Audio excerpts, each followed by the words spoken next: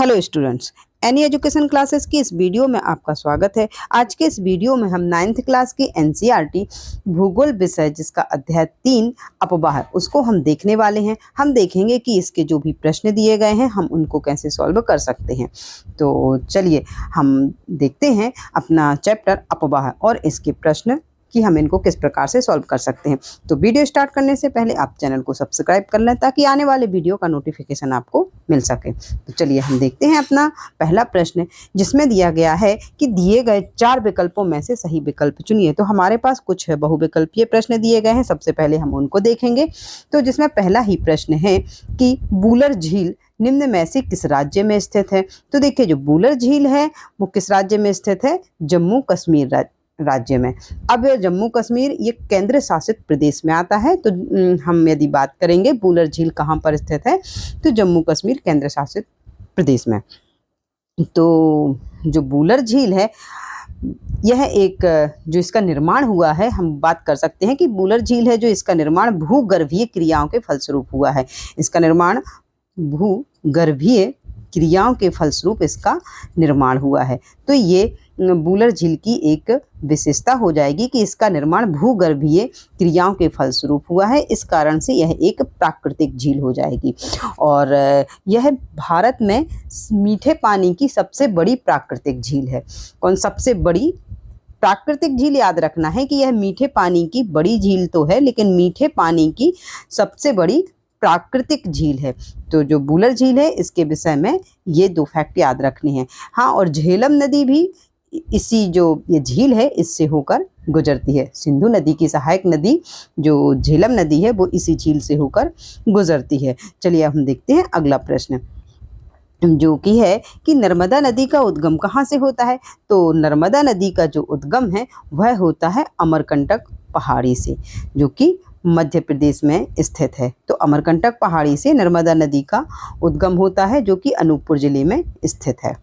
चलिए अगला प्रश्न है कि निम्नलिखित में से कौन सी लवणीय जल वाली झील है। तो जो सांभर झील है ये लवणीय झील है, जो कि कहाँ पर है? राजस्थान जिले में स्थित है और यह खारे पानी की सबसे बड़ी अंतःस्थलीय झील है। जो सांभर झील है खारे पानी की सबसे बड़ी अंतःस्थलीय झील है। कौन सी झील? सांभर झील। और इस बात को याद रखना है। और इसी झील से जो लूनी नदी है यह गुजरती है। कौन सी झील से? सांभर झील से लूनी नदी भी गुजरती है। चलिए हम देखते हैं अगला प्रश्न, जो कि है कि निम्नलिखित में से कौन सी नदी प्रायद्वीपीय भारत की सबसे बड़ी नदी है। तो देखिए, हम प्रायद्वीपीय भारत की यदि सबसे बड़ी नदी की बात करें तो वह नदी है गोदावरी नदी। कौन सी नदी है? गोदावरी नदी, जो कि प्रायद्वीपीय भारत की सबसे बड़ी नदी है। प्रायद्वीपीय भारत अर्थात यदि हम नर्मदा नदी के दक्षिण की बात करें तो वहाँ से हमारा प्रायद्वीपीय भारत की शुरुआत होती है, दक्षिण वाले एरिया में। तो प्रायद्वीपीय भारत की सबसे बड़ी नदी कौन सी हो जाएगी? गोदावरी नदी। और इसकी लंबाई लगभग कितनी है? 1465 किलोमीटर। गोदावरी की जो लंबाई है 1465 किलोमीटर लंबाई है। इसे दक्षिण गंगा भी कहा जाता है। क्या कहा जाता है गोदावरी को? दक्षिण गंगा। गोदावरी नदी को दक्षिण गंगा के नाम से भी जाना जाता है। यदि हम इसके उद्गम की बात करें तो इसका उद्गम महाराष्ट्र के नासिक जिले में त्रियंबकम पहाड़ी से होता है। कहाँ से होता है? त्रियंबकम पहाड़ी से इसका उद्गम होता है गोदावरी नदी का। और ये बंगाल की खाड़ी में जाकर के अपना मुहाना बनाती है और बंगाल की खाड़ी में जाकर के ये मिल जाती है। इस प्रकार से गोदावरी नदी प्रायद्वीपीय भारत की सबसे बड़ी नदी है। अगला प्रश्न है कि निम्नलिखित में से कौन सी नदी भ्रंश घाटी से होकर बहती है। तो निम्न नदियों में से ताप्ती नदी, जिसे कि तापी नदी भी कहा जाता है, तापी नदी है जो भ्रंश घाटी से होकर के बहती है। जैसे जो पश्चिम की ओर नदियां बहती हैं नर्मदा और ताप्ती, ये जो है भ्रंश घाटी से होकर गुजरती हैं। अगला प्रश्न है कि निम्नलिखित प्रश्नों के उत्तर संक्षेप में दीजिए। यहाँ से हमारे प्रश्नों की शुरुआत होती है, जो कि पहला ही प्रश्न है कि जल विभाजक का क्या कार्य है। तो देखिए जल विभाजक होता क्या है कि जल विभाजक है जो, देखिए कोई भी ऊंचा क्षेत्र जैसे कि पर्वत हो गया, उच्च भूमि हो गई, ये दो पड़ोसी अपवाह द्रोणियों को, जैसे कि दो नदियां और उनकी द्रोणियां होती हैं, उनको अलग करने का कार्य करता है कौन, जल विभाजक। और जो उच्च भूमि हो गई या पर्वत, इसे क्या कहेंगे, जल विभाजक। और इस प्रकार की उच्च भूमि को जल विभाजक कहते हैं। और इसका मुख्य कार्य, यदि हम बात करें तो इसका मुख्य कार्य है जो पड़ोसी अपवाह द्रोणियों को अलग करना है। इतना और आप इसमें ऐड कर लीजिएगा, पड़ोसी अपवाह द्रोणियों को अलग करना है। तो जल विभाजक का मुख्य कार्य क्या है, देखिए जल विभाजक होता क्या है कि कोई भी ऊंचा क्षेत्र जैसे पर्वत या ऊंची भूमि, पठारी टाइप की भूमि होती है जो, वो पड़ोसी अपवाह द्रोणियों को क्या करती है, अलग। और इसी भूमि को या पर्वतीय क्षेत्र को क्या कहा जाता है, जल विभाजक, जो कि नदी द्रोणियों को अलग अलग करती है। और इसका मुख्य कार्य क्या है, पड़ोसी अपवाह द्रोणियों को अलग करना। तो इस प्रकार से आप इस प्रश्न का उत्तर लिख सकते हैं। चलिए अब हम देखते हैं अगला प्रश्न, जिसमें पूछा गया है कि भारत में सबसे विशाल नदी द्रोणी कौन सी है। तो देखिए भारत में सबसे विशाल नदी द्रोणी है जो, वो गंगा नदी द्रोणी है। कौन सी नदी द्रोणी है, गंगा नदी द्रोणी। नदी द्रोणी होती क्या है, जैसे कि कोई नदी ऐसे प्रवाहित हो रही है तो इसमें आकर के कई नदियां, सहायक नदियां आकर के ऐसे मिलती हैं, बाएं दाएं तट से आकर के इसमें क्या, सहायक नदियां मिलती हैं। तो इनका जो पूरा क्षेत्र होता है जहाँ से ये सहायक नदियाँ भी आकर के मिल रही हैं, ये सारा जो क्षेत्र होता है, इस पूरे क्षेत्र को कहा जाता है अपवाह द्रोणी। क्या कहा जाता है, अपवाह द्रोणी। तो भारत में सबसे बड़ी अपवाह द्रोणी कौन सी है, तो भारत में सबसे बड़ी अपवाह द्रोणी है जो गंगा नदी द्रोणी है। और इसकी गंगा नदी की लंबाई की बात करें हम तो कितनी है, 2500 किलोमीटर। चलिए अगला प्रश्न है जो, उसमें पूछा गया है कि सिंधु एवं गंगा नदियां कहाँ से निकलती हैं। तो देखिए सिंधु नदी का उद्गम है जो तिब्बत में मानसरोवर झील के निकट स्थित एक हिमनद से होता है। ऐसे ही गंगा नदी का उद्गम उत्तराखंड के उत्तरकाशी जिले में स्थित गंगोत्री हिमनद से होता है। ये हिमालयी नदियां हैं और इनका उद्गम किससे होता है, ग्लेशियर से, हिमनद से। सिंधु नदी का तिब्बत में स्थित मानसरोवर झील के निकट हिमनद से होता है। और गंगा नदी का उद्गम उत्तराखंड के उत्तरकाशी जिले में स्थित गंगोत्री हिमनद से होता है। इस प्रकार से आप इसका उत्तर लिख सकते हैं। अगला प्रश्न है कि गंगा की दो मुख्य धाराओं के नाम लिखिए, ये कहाँ पर एक दूसरे से मिलकर गंगा नदी का निर्माण करती हैं। तो देखिए गंगा की जो मुख्य धाराएं हैं वह अलकनंदा और भागीरथी है। अलकनंदा है जो, वो देखिए हम यदि बात करें, सबसे पहले हम बात करते हैं बद्रीनाथ की। किसकी बात करते हैं, बद्रीनाथ। बद्रीनाथ से एक नदी निकलती है जिसे कि कहा जाता है विष्णु गंगा। किसे क्या कहा जाता है, विष्णु गंगा। और यहीं पर एक ग्लेशियर से एक नदी निकलती है जिसे कहते हैं धौली गंगा। ये दोनों आकर के मिलती हैं और फिर बनाती हैं अलकनंदा नदी। कौन कौन सी, विष्णु गंगा नदी और धौली गंगा नदी। पहले ये दोनों नदियां मिलेंगी, धौली गंगा नदी, ये दोनों नदियां मिलके बनाएंगी अलकनंदा नदी। तो ये यहाँ से प्रवाहित होगी अलकनंदा नदी। ये आगे इसमें अन्य नदियाँ मिलती हैं और प्रयाग का निर्माण करती जाती हैं, लेकिन हम बात करने वाले हैं मुख्यतः देवप्रयाग की। तो ये नदी आगे बढ़ती है, कौन सी नदी, अलकनंदा नदी। तो ये हमारी नदी हो गई अलकनंदा। अब ये जब आगे बढ़ेगी तो यहाँ पर जो भागीरथी नदी है जो कि गंगोत्री हिमनद से निकलती है। कौन सी नदी, भागीरथी निकलेगी गंगोत्री हिमनद से और ये आगे जा करके इसमें अलकनंदा नदी में मिल जाएगी। और जहाँ पर ये मिलती हैं उसे कहा जाता है देवप्रयाग।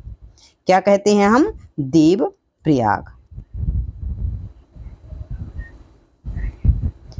तो इस प्रकार से हम इस प्रश्न का उत्तर दे सकते हैं कि गंगा की दो मुख्य धाराएं कौन कौन सी हैं। गंगा की मुख्य धारा, एक मुख्य धारा हो गई भागीरथी और एक हो गई अलकनंदा। ये दोनों मिलकर के यहाँ से जो नदी अब निकलेगी वो कहलाएगी गंगा नदी। इसके पहले गंगा नदी को भागीरथी कहा जाता है और एक धारा को अलकनंदा। ये दोनों नदियां मिलकर के गंगा नदी बनाती हैं। तो इस प्रकार से इस प्रश्न का उत्तर हम दे सकते हैं। तो चलिए अब देखते हैं अगला प्रश्न, जिसमें कि पूछा गया है कि लंबी धारा होने के बावजूद तिब्बत के क्षेत्रों में ब्रह्मपुत्र में कम गाद क्यों है। तो देखिए, तिब्बत वाला जो एरिया है वो क्या है, एक शुष्क और शीत क्षेत्र है। क्या है, तिब्बत वाला जो एरिया है शीत और शुष्क क्षेत्र है और इसमें नदी में पानी की मात्रा कम होती है। पानी की मात्रा, जल की मात्रा कम होने से उसमें सिल्ट और गाद की मात्रा भी क्या हो जाती है, कम। और इसलिए जब नदी तिब्बत के क्षेत्रों में बहती है तो उसमें कम गाद होती है। जब पानी ही कम है, जल ही कम है, तो उसमें सिल्ट और गाद की मात्रा क्या हो जाएगी, कम हो जाएगी। जबकि जब ये नदी है जो जब भारत में प्रवेश करती है तो उच्च वर्षा वाले क्षेत्र से ये भारत में प्रवेश करती है, जिससे इस नदी में जल की मात्रा क्या हो जाती है, अधिक। और जल की मात्रा अधिक होने से नदी में जो अपरदन की क्रिया है अर्थात इसमें सिल्ट की मात्रा बढ़ जाती है। तो इस प्रकार से आप इस प्रश्न का उत्तर लिख सकते हैं। अगला प्रश्न है कि कौन सी दो प्रायद्वीपीय नदियां गर्त से होकर बहती हैं और समुद्र में प्रवेश करने से पहले वे किस प्रकार की आकृतियों का निर्माण करती हैं। तो देखिए, प्रायद्वीपीय नदियों में ये नर्मदा और ताप्ती दो ऐसी नदियां हैं जो कि प्रायद्वीपीय नदियां हैं और भ्रंश घाटी में बहते हुए कई गर्तों से होकर बहती हैं ये, और तथा समुद्र में मिलने से पूर्व ये क्या करती हैं, ज्वार नदमुख का निर्माण करती हैं। ठीक है, तो इस प्रकार से आप इस प्रश्न का उत्तर लिख सकते हैं। अगला प्रश्न है कि नदियों तथा झीलों के कुछ आर्थिक महत्व को बताइए। तो नदियों तथा झीलों के आर्थिक महत्व क्या क्या है, हमें ये बताना है। तो देखिए, जो नदियां हैं वो प्राचीन काल से ही महत्वपूर्ण रही हैं। मानव इतिहास में नदियों का जो महत्व है बहुत ही अधिक रहा है, क्योंकि नदियों का जो जल है वो मूल प्राकृतिक संसाधन है। नदियों का जल क्या है, मूल प्राकृतिक संसाधन है। और नदियों के जल का उपयोग देखिए सिंचाई, विद्युत उत्पादन, जलीय जीव संरक्षण, नौक संचालन आदि में किया जाता है। इस प्रकार झीलों का उपयोग भी जल विद्युत उत्पादन के लिए, इसी प्रकार झीलों का उपयोग जल विद्युत उत्पादन एवं सिंचाई के लिए किया जाता है। झीलों को एक पर्यटक स्थल के रूप में भी विकसित किया जा सकता है। इस प्रकार से जो झीलों का आर्थिक महत्व है वो बहुत ही अधिक है। झीलों से सिंचाई की जाती है जिसका उपयोग देखिए कृषि में किया जाता है, तो आर्थिक महत्व हो गया। यदि झीलों को पर्यटन स्थल के रूप में विकसित किया जाए तो भी हमें आर्थिक महत्व होगा। विद्युत उत्पादन किया जाए तो भी आर्थिक महत्व होगा। तो इस प्रकार से जो झीलें हैं हमारे लिए आर्थिक महत्व के लिए बहुत ही ज़्यादा महत्वपूर्ण है। चलिए अब हम देखते हैं अगला प्रश्न, जिसमें कि हमें कुछ झीलें दी गई हैं कि नीचे भारत की कुछ झीलों के नाम दिए गए हैं, इन्हें प्राकृतिक अथवा मानव निर्मित भागों में वर्गीकृत कीजिए। तो ये हमारे पास कुछ झीलें दी गई हैं, बूलर झील, डल झील, नैनीताल, भीमताल। तो इनको हमें वर्गीकृत करना है कि कौन सी झील प्राकृतिक है और कौन सी कृत्रिम झील है, मानव निर्मित झील है। तो चलिए हम देखते हैं कि इसको किस प्रकार से हम देख सकते हैं। तो देखिए, सबसे पहले हम बूलर झील की बात करें तो हमने पहले भी बूलर झील की बात की थी कि यह क्या है, भूगर्भीय प्रक्रियाओं से निर्मित झील है। भूगर्भीय प्रक्रियाओं से निर्मित झील है अर्थात ये प्राकृतिक झील है, जो कि कहाँ है, जम्मू कश्मीर में। और डल झील, जो यदि हम डल झील की बात करें तो ये भी क्या है, प्राकृतिक झील है, जो कि कहाँ पर है, ये भी जम्मू और कश्मीर में स्थित है। नैनीताल की बात करें हम तो नैनीताल झील है जो कहाँ पर है, उत्तराखंड राज्य में है। नैनीताल कहाँ पर है, उत्तराखंड राज्य में है और एक प्राकृतिक झील है। चलिए हम भीमताल की बात करें तो ये भी प्राकृतिक झील है। लेकिन गोविंद सागर झील की यदि हम बात करें तो गोविंद सागर झील जो है ये एक मानव निर्मित झील है। गोविंद सागर झील कैसी है, मानव निर्मित झील, जो कि हिमाचल प्रदेश राज्य में क्या है, स्थित है। कौन सी झील, गोविंद सागर झील है, जो कहाँ पर है, हिमाचल प्रदेश राज्य में स्थित है। और देखिए जो सतलज नदी पर है, सतलज नदी पर जो भाखड़ा बांध है, भाखड़ा बांध बनने के कारण, कौन सा बांध, भाखड़ा बांध बनने के कारण इस नदी का जब कोई भी बांध बनता है तो पीछे पर एक विशाल जलराशि एकत्रित हो जाती है, जिसे ही हम कहते हैं झील, और वो झील होती है मानव निर्मित। इसी प्रकार से सतलज नदी पर भाखड़ा बांध का निर्माण किया गया और उसके पीछे जिस झील का निर्माण हुआ उसे कहते हैं गोविंद सागर झील, इसलिए यह झील कैसी है, मानव निर्मित झील है। इसके बाद आती है लोकटक झील। तो जो लोकटक झील है यह देखिए, जो लोकटक झील है यह एक प्राकृतिक झील है। यह झील उत्तर पूर्वी भारत की सबसे बड़ी मीठे पानी की झील है। जो लोकटक झील है, यदि हम इसकी बात करें तो यह उत्तर पूर्वी भारत की सबसे बड़ी मीठे पानी की झील है। उत्तर पूर्वी एरिया में, केवल उत्तर पूर्वी क्षेत्र को लें तो वहाँ पर ये मीठे पानी की सबसे बड़ी झील है और इस झील पर तैरते हुए द्वीप पाए जाते हैं। लोकटक झील है जो, इस पर तैरते हुए द्वीप पाए जाते हैं। तो इस प्रकार से ये इस झील की विशेषताएं हैं। बारापानी झील, यह भी एक प्राकृतिक झील है। चिल्का झील, चिल्का झील है जो, ये भी प्राकृतिक झील है, जो कि कहाँ पर, उड़ीसा राज्य में स्थित है। चिल्का झील है जो किस राज्य में स्थित है, उड़ीसा झील में। तो उड़ीसा झील में, सॉरी, जो चिल्का झील है वह उड़ीसा राज्य में स्थित है और यह भारत की सबसे बड़ी लैगून झील है। जो लैगून है, जो चिल्का है, यह क्या है, सबसे बड़ा लैगून है, जो कि कहाँ पर है, उड़ीसा राज्य में। सांभर झील, यह राजस्थान में है और यह एक प्राकृतिक झील है। चलिए, यदि हम राणा प्रताप सागर की बात करें तो यह मानव निर्मित है, जो कि चंबल नदी पर जो राणा सागर बांध निर्मित किया गया है उसके पीछे यह झील निर्मित हुई है। निजाम सागर, यह भी मानव निर्मित झील है। पुलिकट, यह प्राकृतिक झील है। नागार्जुन सागर प्राकृतिक झील है। इसी प्रकार से हीराकुंड प्राकृतिक झील है। चलिए, इस प्रकार से ये हमने कुछ झीलें देखी, जिसमें हमने देखा कि इसमें कुछ झीलें प्राकृतिक हैं और कुछ मानव निर्मित है। नागार्जुन झील की यदि हम बात करें, यह आंध्र प्रदेश व तेलंगाना की सीमा पर स्थित है। और यदि हम हीराकुंड बांध की बात करें,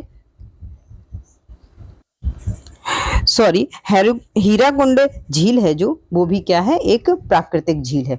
चलिए, अब हम देखते हैं अपना अगला प्रश्न, जिसमें कि हमसे पूछा गया है कि हिमालय तथा प्रायद्वीपीय नदियों के मुख्य अंतरों को स्पष्ट कीजिए। तो हमें इसमें बताना है कि हिमालय से निकलने वाली नदियां और प्रायद्वीपीय भारत से निकलने वाली नदियों में क्या अंतर है। तो देखिए, हिमालय से जो नदियां निकलती हैं वो 12मासी नदियां होती हैं। कैसी नदियां होती हैं, 12मासी, अर्थात इनमें जो पानी होता है, जल होता है, 12 महीने रहता है। क्यों? क्योंकि इनका जो उद्गम है ग्लेशियर से होता है, हिमनद से होता है, इसलिए इनमें जो पानी है ग्लेशियर से भी आता है, बर्फ के पिघलने से, और बारिश से भी पानी आता है। इसलिए हिमालयी नदियां क्या होती हैं, 12मासी होती हैं। लेकिन यदि प्रायद्वीपीय नदियों की बात की जाए तो इनमें जल की कमी हो जाती है, क्योंकि ये जल के लिए केवल किस पर, वर्षा पर निर्भर करती हैं। इसी प्रकार हिमालयी नदियां अपेक्षाकृत लंबी होती हैं। हिमालयी नदियां होती हैं जो हिमालय के ऊपरी ग्लेशियर, बड़े बड़े ग्लेशियर से निकलती हैं और जाकर के बंगाल की खाड़ी में अधिकांश नदियां क्या होती हैं, गिरती हैं, अपना मुहाना बनाती हैं। तो ये एक लंबा रास्ता तय करती हैं, इसलिए हिमालयी नदियां अपेक्षाकृत लंबी होती हैं, जबकि प्रायद्वीपीय नदियां हैं जो लंबाई में कैसी होती हैं, छोटी होती हैं। इन जो हिमालयी नदियां हैं इनकी अपवाह द्रोणियां आकार में अपेक्षाकृत बड़ी होती हैं, जबकि प्रायद्वीपीय नदियां हैं इनकी अपवाह द्रोणियां कैसी होती हैं, छोटी होती हैं। यदि हम हिमालयी नदियों की बात करें तो इनकी ये नदियां उत्पत्ति के स्थान से लेकर समुद्र तक लंबे रास्ते को तय करती हैं, और जबकि प्रायद्वीपीय नदियां हैं ये समुद्र तक हिमालयी नदियों की अपेक्षा कम लंबा रास्ता तय करती हैं। तो ये हमने अभी देखा। और जो हिमालयी नदियां हैं इनमें भारी मात्रा में सिल्ट एवं बालू होता है। सिल्ट गाद होती है, बालू होता है हिमालयी नदियों में, और जो प्रायद्वीपीय नदियां हैं इनमें सिल्ट की मात्रा कम होती है। इसी प्रकार हिमालयी नदियां हैं जो, ये एक पूर्ण विकसित डेल्टा का निर्माण करती हैं, जबकि प्रायद्वीपीय नदियां छोटे डेल्टा का निर्माण करती हैं। देखिए, नदियां जब बहती हुई अपने मुहाने पर पहुंचती हैं तो ये कई धाराओं में बट जाती हैं नदियां। क्या होती हैं, कई धाराओं में बट जाती हैं और इसे ही कहा जाता है डेल्टा। तो हिमालयी नदियाँ एक पूर्ण विकसित डेल्टा का क्या करती हैं, निर्माण करती हैं, जबकि प्रायद्वीपीय नदियाँ एक छोटे डेल्टा का निर्माण करती हैं।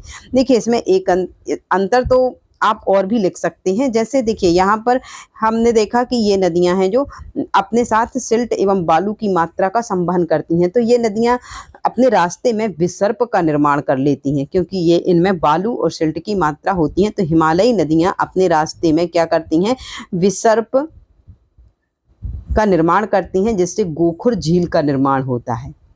गोखुर झील कुछ आकृतियों का निर्माण होता है, लेकिन ये नदियां हैं प्रायद्वीपीय नदियां, ये इनका रास्ता छोटा होता है, इस कारण इस प्रकार की किसी आकृति का निर्माण ये नहीं करती हैं। चलिए इस प्रकार से इस प्रश्न का उत्तर आप इस प्रकार लिख सकते हैं। अगला प्रश्न है कि प्रायद्वीपीय पठार के पूर्व एवं पश्चिम की ओर बहने वाली नदियों की तुलना कीजिए। तो देखिए अभी हमने हिमालयी नदियां और प्रायद्वीपीय नदियों की बात की, लेकिन अब हम बात करने वाले हैं प्रायद्वीपीय नदियों की, जो कि प्रायद्वीपीय पठार के पूर्व की ओर बहने वाली और पश्चिम की ओर बहने वाली। तो देखिए जैसे पश्चिमी घाट है, जो हमने देखा था पिछले चैप्टर में कि जो पश्चिमी घाट है सीधा खड़ा हुआ है भारत के पश्चिमी भाग में। तो कुछ इससे कुछ नदियां निकलती हैं, कुछ नदियां पूर्व की ओर प्रवाहित होती हैं, कुछ नदियां पश्चिम की ओर प्रवाहित होती हैं दोनों ही नदियां प्रायद्वीपीय पठार की। लेकिन जल विभाजक का कार्य कौन कर रहा है, पश्चिमी घाट, जिसमें से कुछ नदियां पूर्व की ओर प्रवाहित हो रही हैं और कुछ नदियां पश्चिम की ओर। तो इन नदियों की तुलना करना है। तो देखिए पूर्व की ओर प्रवाहित होने वाली नदियां और पश्चिम की ओर प्रवाहित होने वाली नदियां। तो पूर्व की ओर प्रवाहित होने वाली नदियां बंगाल की खाड़ी में गिरती हैं, जबकि पश्चिम की ओर प्रवाहित होने वाली नदियां अरब सागर में गिरती हैं। और पूर्व की ओर जो नदियां बहती हैं ये अपने मुहाने पर डेल्टा का निर्माण करती हैं, और जबकि पश्चिम की ओर बहने वाली नदियां अपने मुहाने पर ज्वार नदमुख का निर्माण करती हैं। पूर्व की ओर जो नदियां बहती हैं इनमें मिलने वाली सहायक नदियां विकसित एवं आकार में बड़ी होती हैं, जबकि पश्चिम की ओर जो नदियां बहती हैं उनकी सहायक नदियां आकार में छोटी होती हैं। और पूर्व की ओर बहने वाली नदियों में मुख्य रूप से महानदी, गोदावरी, कृष्णा तथा कावेरी ये नदियां मुख्य रूप से आती हैं, जबकि पश्चिम की ओर बहने वाली नदियों में नर्मदा और ताप्ती केवल दो ही बड़ी नदियां हैं, बाकी अन्य नदियां छोटी छोटी हैं। तो इस प्रकार से हम इस प्रश्न का उत्तर लिख सकते हैं। अगला प्रश्न है कि किसी देश की अर्थव्यवस्था के लिए नदियां महत्वपूर्ण क्यों हैं। तो ये हमने अभी देखा कि किसी देश की अर्थव्यवस्था के लिए नदियां महत्वपूर्ण क्यों हैं। इसमें भी हम देखते हैं कि निम्न कारणों से नदियां किसी देश की अर्थव्यवस्था के लिए महत्वपूर्ण है। नदियां परिवहन के लिए जलमार्ग उपलब्ध कराती हैं, इसलिए नदियां अर्थव्यवस्था के लिए महत्वपूर्ण है। नदियां पीने के लिए जल उपलब्ध कराती हैं, जो कि मानव संसाधन के लिए बहुत ही ज़्यादा महत्वपूर्ण है। और नदियां सिंचाई का महत्वपूर्ण साधन है, जिससे कृषि अर्थव्यवस्था मजबूत होती है। नहरों का निर्माण कर असिंचित भूमि को कृषि योग्य बनाया जाता है। बड़े बड़े बांध बनाकर जल विद्युत परियोजनाएं स्थापित की जाती हैं। देखिए नदियों का जल मूल प्राकृतिक संसाधन है, जिसका किसी भी देश की अर्थव्यवस्था में महत्वपूर्ण योगदान होता है। तो इस प्रकार से आप इस प्रश्न का उत्तर लिख सकते हैं।